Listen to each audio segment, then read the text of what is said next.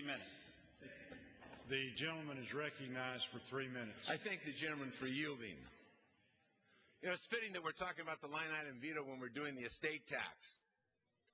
President Clinton left you guys an estate of $5 trillion. And like irresponsible relatives, you went off and blew it.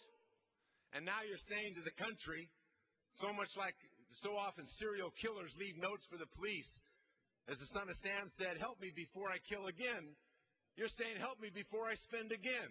You control all the mechanisms of spending. You control the House. You control the Senate. You control the presidency. And you need help before you spend again. What is this, Comedy Central? What is it you're doing here?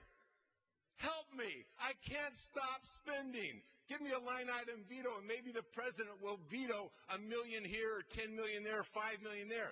We have an $8 trillion debt. You inherited a $5 trillion surplus. The money you're going to give to the richest families later today in this country, the richest 7,000 families, you're going to borrow from Social Security.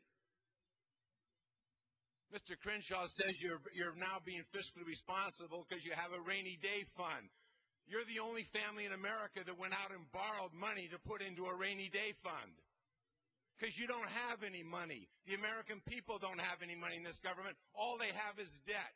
And you want to build to help you to keep from spending again. What you need is a 12-step program on spending. It's called intestinal fortitude. It's called having a spine. It's called having some guts to do what's necessary. But the first thing you did was get rid of the discipline and pay as you go. So now you're stuck.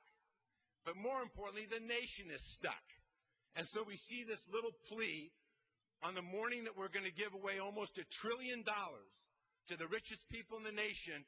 You have a plea here that maybe the president will stop the bridge to nowhere.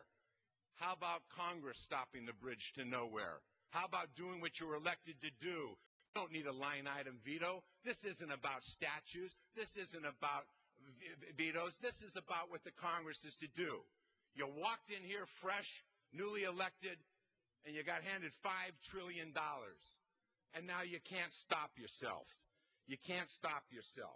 You can stop yourself from giving people the minimum wage increase that hasn't increased since 1997. You can't give those people 70 cents more an hour. But you can give it away to the richest estates, and then you can plead that but for the line item veto, we would somehow get to a balanced budget.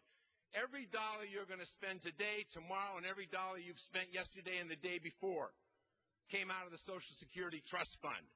I'm sure, I thank the gentleman, I'm sure that America, while you're putting away a rainy day fund on borrowed money, I'm sure America's delighted that you're putting away the estate tax on their Social Security earnings, on their trust fund. You're taking their trust fund that belongs to all Americans called the Social Security Trust Fund, and you're rating it for the trust fund of the heirs of the richest estates in America. What a wonderful example today. What a wonderful example for young people to learn about our obligations to future generations. This is a theater of the absurd. You've run the country into the ditch financially. You've got $1 trillion war going that you can't figure out how to stop. You've stolen most of the money from the Social Security Trust Fund. Every year we have a deficit. We have an $8 trillion debt, and you want to talk about the line item veto. You know, they said Ronald Reagan, they said the government's spending money like a drunken sailor. And Ronald Reagan said, well, at least the sailor was spending his own money. You're spending the public's money at a rapid, illegal, unconscionable, immoral rate. Mr. Speaker, but the line item won't do it.